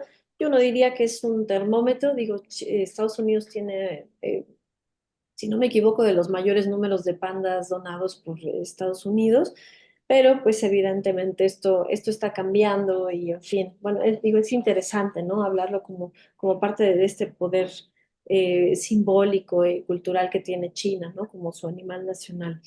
Y yo más bien me quería enfocar bueno, en varios temas. Uno, me gustó hablar sobre esto de que por qué cada sexenio México se pelea con China. Creo que aquí, para responder de manera muy simple, pues hay mucho desconocimiento sobre China, ¿no? O sea, quienes estudiamos China en América Latina, ¿no? Para coincidir también con Carla, quienes estudiamos la relación bilateral también, nos damos cuenta que hay mucho desconocimiento, ¿no? Sí, hay muchísimo sobre la relación comercial, las cuestiones económicas, etcétera, pero falta mucho más sobre otro tipo de sensibilidades que al menos a México le ha fallado mucho, ¿no? Con las visitas del Dalai Lama, por ejemplo, con Calderón, con Fox, se manejó el tema de manera muy, digamos, poco conocedor, aunque claro que había presiones por ahí por otros lados. En fin, entonces creo que más bien, más que nos peleemos cada vez con China, hay mucho desconocimiento y por otro lado, también no hay que dejar de lado la cuestión de Estados Unidos, es fundamental, ¿no? Sí, somos un país soberano y lo que sea, pero la verdad es que con respecto a China, Estados Unidos sí dicta mucho de nuestra agenda y eso no lo debemos de olvidar. Entonces, pues si nos peleamos con China, pues tiene mucho que ver con esos dos factores. Y lo de los BRICS también creo que sería importante, claro, ¿no? Tratarlo, que aunque no es necesariamente tema em, de la relación triangular entre México, Estados Unidos y China, pero sí, sí, claro que es importante, porque los BRICS, con estos países tan poderosos, estas economías, pues de las economías más importantes sobre todo del sur global, bueno, Rusia no está en el sur, pero en fin, creo que sí es muy irrelevante lo que están proponiendo, ¿no? Yo me acuerdo cuando regresa Lula al poder hace un par de años, dice, yo todos los días me despierto y digo, ¿por qué tenemos que usar el dólar para comerciar entre nosotros, ¿no? Y creo que esto habla también de un discurso pues más contestatario frente al poder del dólar, frente a Estados Unidos. Y sí, ¿no? ¿Por qué tiene que utilizarse el dólar para comerciar entre estos países? Yo creo que sí, de cierta manera desestabiliza la unilateralidad, digamos, o la hegemonía de Estados Unidos, y sin duda a través del dólar es algo muy importante. Y tiene que ver también con esto de las relaciones triangulares entre China, Rusia y Estados Unidos. Vamos a ver, esta nueva era de Trump, pues empezó, ¿no? Fue ayer, ya ni sé de tanto que pasa, pero que Trump dice, no se preocupen, ya Putin y yo nos pusimos de acuerdo para lo de Ucrania, ¿no? Creo que esto también, bueno, además de todas las implicaciones, lo que ya mencionaba, ¿no? De las tierras raras, lo que quiere hacer Estados Unidos con Ucrania, los territorios que van a ser parte de Rusia, en fin, cómo se deja a un lado a Ucrania, pues también qué va a pasar con China, ¿no? En este sentido, porque China y Rusia se alían justo por esta, digamos, esta postura que tuvo Europa y esta postura que estuvo Estados Unidos de relegar a Rusia, ¿no? Y de cercarla también de cierta manera. El conflicto de Ucrania es ejemplo y símbolo de esto. Entonces, bueno, creo que también en ese sentido, y es una muy buena pregunta, cómo sería muy bueno analizar cómo se van a dar estas relaciones entre Rusia y China ahora que Estados Unidos está dando concesiones de cierta manera a Rusia, ¿no? A Putin, especialmente sabemos que la relación con Putin es muy interesante, especialmente de Trump, no de Estados Unidos, sino de Trump como persona, ¿no? Y, y aunque bueno, ya se mencionó, por supuesto, el tema de Panamá también me parece que tenemos que tenerlo muy, muy en la mira. Como en unos pocos días después de la visita de Marco Rubio a Panamá, de pronto dice el presidente de Panamá, sí, vamos a dejar, a cancelar el acuerdo de la iniciativa de la Franja y la Ruta, nuestra adhesión a la iniciativa de la Franja y la Ruta, que era muy importante evidentemente para China en América Latina, en Panamá, que es uno de los lugares más estratégicos para el comercio global. Entonces, esto me parece también muy indicativo de que algo nuevo sí se está moviendo. Y contestando a la persona que decía que Trump es perro ¿cómo perro que ladra no muerde? Bueno, pues sí, sí es cierto que es un poco locuaz y que no sabemos, un poco impredecible, pero evidentemente sí está logrando ciertas cosas y apenas lleva ni un mes de gobierno, ¿no? Entonces creo que sí, sí es cierto que hay veces que dicen mucho más de lo que puede realmente hacer, pero en este caso sí está logrando varias cosas, ¿no? Y pues hasta ahí lo dejaría. Muchas gracias a Mariana Escalante. Sí coincido en que hay un gran desconocimiento sobre China y sobre muchos países aquí en México. El tema de los pandas es un tema que está en mi corazón, también el corazón del Centro Love Palme. Nuestra mascota es un panda que se llama Pandita Pandita, que lo vieron en el video introductorio. Pero también durante Biden, por ejemplo, ahora que explicaban que Biden no modificó las sanciones contra China, es cuando vimos más repatriaciones de pandas por parte de China. Y fue un drama. Washington, el Zoológico Nacional de Washington albergaba panditas y hubo llantos y hubo así peticiones a la embajada china en Washington de que no se los llevaran. Fue como de telenovela. Lo mismo en el Zoológico de San Diego. A finales del año pasado, el presidente de China dijo que los panditas regresarían a Estados Unidos, un poco también para darle un tono cooperativo a la relación, pensando ya en la llegada de Donald Trump nuevamente. Entonces, no sé si se les puede llamar termómetro, pero sí China, sabemos, usa al panda como imagen internacional y juega un poco con la fascinación que produce este mamífero en las audiencias internacionales.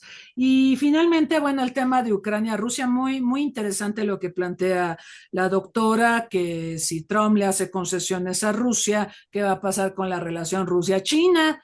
Porque hasta ahora Rusia ha cooperado mucho con China precisamente porque se siente demasiado agredida por Estados Unidos, pero si eso lo cambia Trump, puede haber tensiones en la relación entre Rusia y China, pero hoy por hoy sí podemos empezar a anunciar que el próximo 24 de este mes se estarían cumpliendo 3 de la guerra entre Rusia y Ucrania y parece que serán los únicos 3. Parece que esto sí se acaba, no se va a acabar como se hubiera querido, y Rusia va a salir fortalecida. En realidad, el fin de la guerra entre Rusia y Ucrania va a implicar que Rusia va a obtener muchas de las cosas que originalmente deseaba, aunque claro, el desgaste que ha tenido Rusia diplomáticamente, económicamente, políticamente y en sus relaciones con Europa es enorme, ¿no?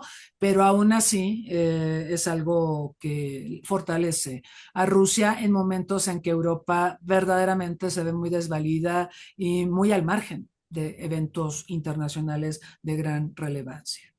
Le voy a pedir a la doctora Magaña que haga algunas reflexiones alrededor de todas estas preguntas que se recibieron. Por favor.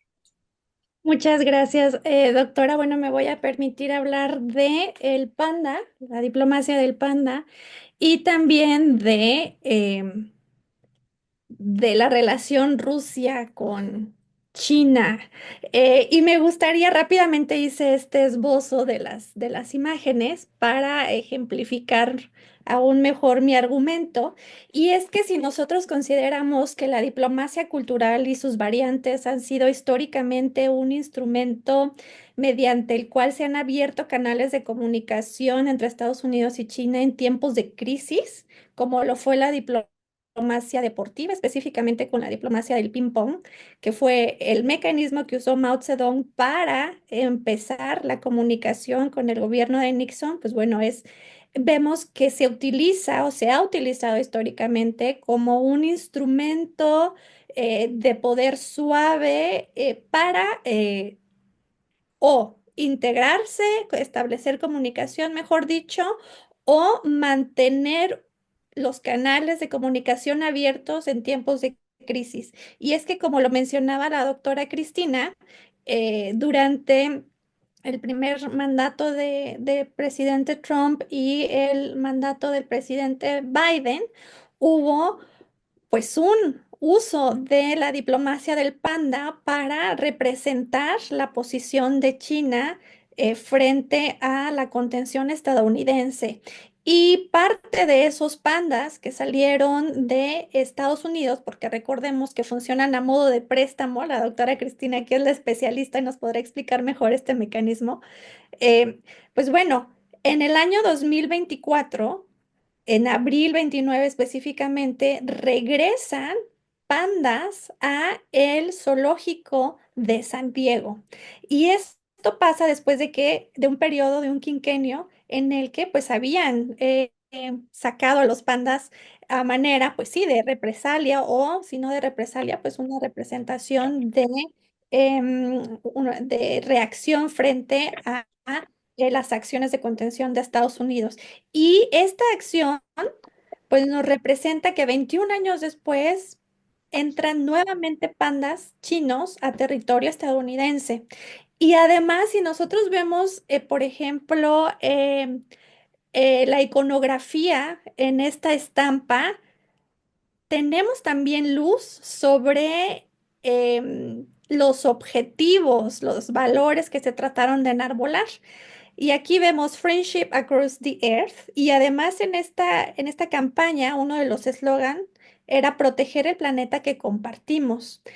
Cuando leemos esta frase, los sinólogos inmediatamente prendemos el foco a la comunidad de destino compartido, que es pues este principio de política exterior de China, que precisamente trata de enfocarse en la multipolaridad, este objetivo de política exterior de China que contrasta pues con el enfoque hegemónico de Estados Unidos. Y además resulta interesante ver quién es el creador de esta obra y es Shepard Fairey. Shepard Fairey también diseña este emblemático póster del entonces senador Barack Obama en 2008 y que fue la bandera de la campaña del que asciende a presidente de Estados Unidos. Son californianos. Entonces, digo, es californiano el creador y vemos también entonces cómo California tiene también un papel importante como actor internacional en la relación entre Estados Unidos y China. Eso por una parte. Y por la otra, respondiendo a la cuestión de si Estados Unidos tiene el objetivo de incidir en Rusia a través de China. A mí me encanta usar los cartoons de el Global Times y específicamente, ahí se me pasa el nombre de el caricaturista, pero aquí se puede más o menos representar como en estos diferentes caricaturas se establece el objetivo de Estados Unidos de interpelar en la relación entre Rusia y China. Y esto, por supuesto que entra en la ecuación de Ucrania. El presidente Trump una y otra vez ha mencionado cómo China puede ser y tiene la capacidad de ser un actor importante en la negociación del cese de la guerra en Ucrania.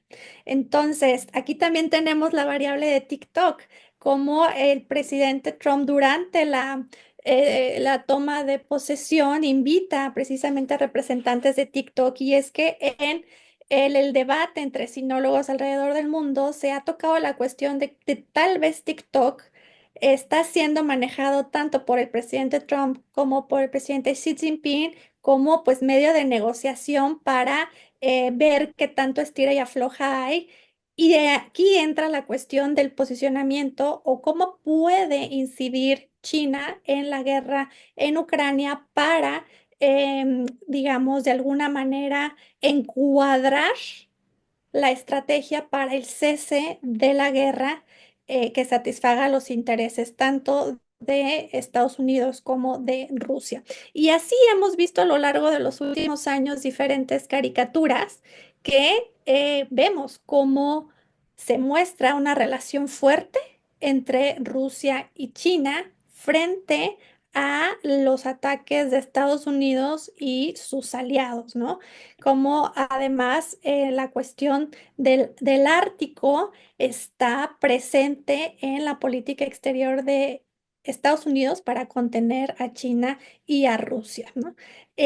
Solo me llamó muchísimo la atención utilizar estas iconografías pues, para representar el argumento. Sería todo de mi parte. Muchas gracias. Muchas gracias a la doctora Magaña. Yo sí creo que hay un juego entre los tres, un juego estratégico, porque si recuerdan, en Guerra Fría hubo un divorcio entre China y la Unión Soviética. De hecho, se degradó la relación bilateral después de la muerte de Stalin y con el arribo de Nikita Khrushchev y otros líderes soviéticos. La relación fue muy mala entre China y la Unión Soviética, y eso fue también uno de los motivos por los que Estados Unidos buscó acercarse a China para acotar a la Unión Soviética en Guerra Fría. Y ahora vemos que otra vez hay este triángulo donde es ahora Estados Unidos el que se acerca a Rusia con posiblemente la intención de acotar a China, mientras que China y Rusia tienen una relación pues muy estrecha. Estaba revisando que parece ser, quizá Carla Oliva, Priscila, doctora Escalante tengan más datos más precisos, pero me estaban comentando de 50 reuniones bilaterales entre Vladimir Putin y Xi Jinping, lo cual es un récord mundial, porque yo no recuerdo que ningún par de líderes, y además de ese calibre, tengan tantas reuniones tan periódicamente. Entonces, evidentemente hay una alianza estratégica entre ellos dos y hay elementos que los hermanan. Los dos son hostigados por Occidente por distintas razones, pero si este hostigamiento cambia, esto también puede pegar en la relación entre China y Rusia. Así que es fascinante este tema. Le voy a pedir ahora a Carla Oliva que haga uso de la palabra, por favor. Bueno, muchas gracias. Primero quiero mandarle también mi saludo a Priscila, que recién lo vi en el chat del grupo. Es un placer, tuvimos una oportunidad de trabajar brevemente juntas, así que es un placer también compartir este espacio con ella y que nos des la oportunidad, Cristina. Bien, con respecto, voy a retomar el tema de China y Rusia, porque me parece que es un tema apasionante. China, Rusia, Estados Unidos, da para 2 charlas más. Pero sí voy a hacer algunas breves menciones. Claramente la historia refiere a esto que venías mencionando respecto de la ruptura y del espacio que esto abre para el acercamiento con Estados Unidos. Y luego tenemos entre China y Rusia un momento muy interesante a partir de los primeros años de la década de 2000, que es un momento en el que se acercan de una forma contra el hegemonismo norteamericano, crean el Consejo de Cooperación de Shanghái, que primero es el grupo, después Consejo de Cooperación de Shanghái, para fortalecer su presencia en términos de cuestiones estratégicas, militares, en la región de Asia Central.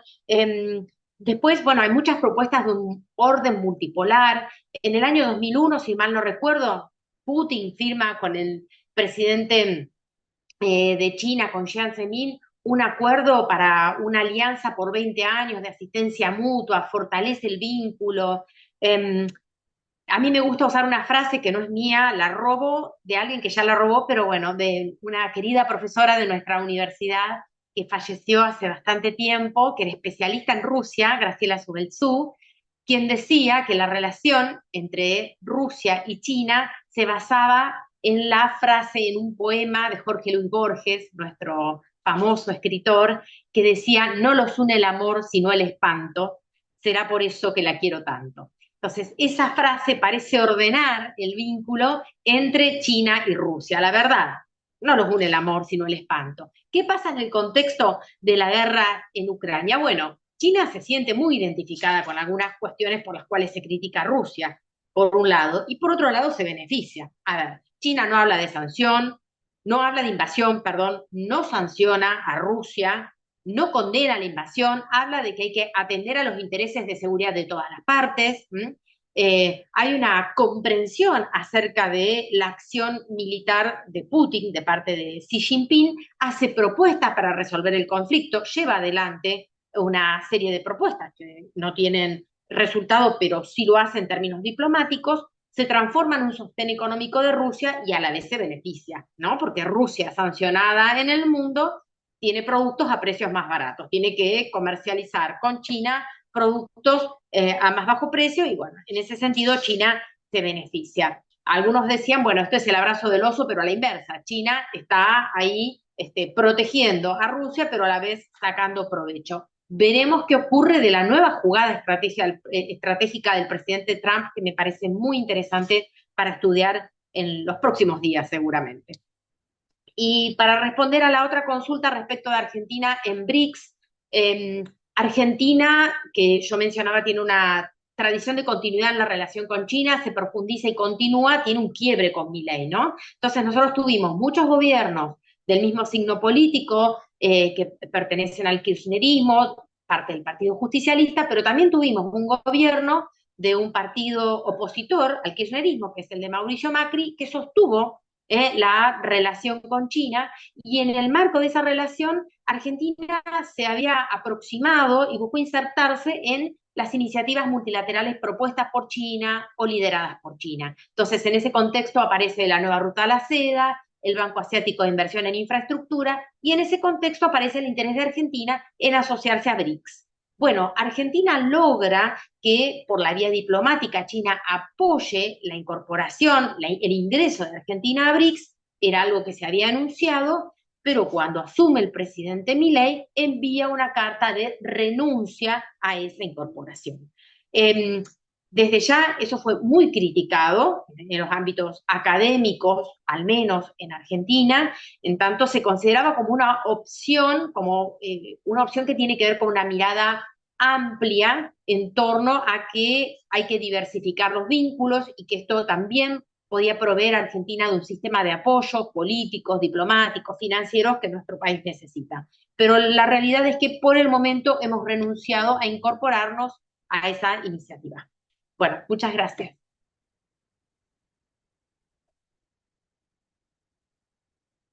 Muchas gracias a Carla Oliva. Gracias a todos ustedes, nuestro público en Facebook, aquí en Zoom. Les recordamos que la próxima semana vamos a tener una mesa dedicada a analizar los impactos en el multilateralismo de las medidas que ha tomado Donald Trump. Muchas son órdenes ejecutivas, la mayoría. Esto quiere decir que se implementan de inmediato, como esto de desaparecer a USAID, que es un gran tema. La cooperación internacional está sufriendo mucho porque la Agencia de Cooperación Internacional de Estados Unidos canaliza muchos recursos a organismos internacionales. También la salida de la UNESCO, la salida de la Organización Mundial de la Salud y, por supuesto, del Organismo para la Ayuda a los Palestinos, entre muchas otras iniciativas que ha implementado ya Donald Trump en un año. Esto es un poco triste. Este año la ONU celebra 80 de su creación. Es quizá el peor de los momentos, es la noche más oscura, dirían por ahí, para Naciones Unidas, con un Donald Trump aislacionista, ¿no? Este debate que tuvimos a principios del siglo pasado en Estados Unidos de si debía ser aislacionista o internacionalista, y al final el Congreso, después de la Primera Guerra Mundial, dijo: nos aislamos del mundo. Otra vez lo estamos teniendo al día de hoy, pero en circunstancias muy, muy distintas. El mundo está globalizado, Estados Unidos es interdependiente y todas estas sanciones y medidas que toma Trump tendrán efecto de rebote. Tal vez en la coyuntura no se observe, pero habrá consecuencias en el mediano y largo plazos, por supuesto.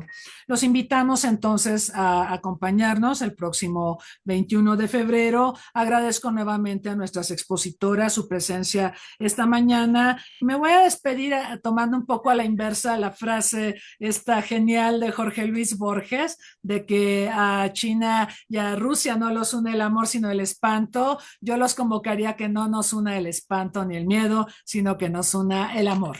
Hasta la próxima.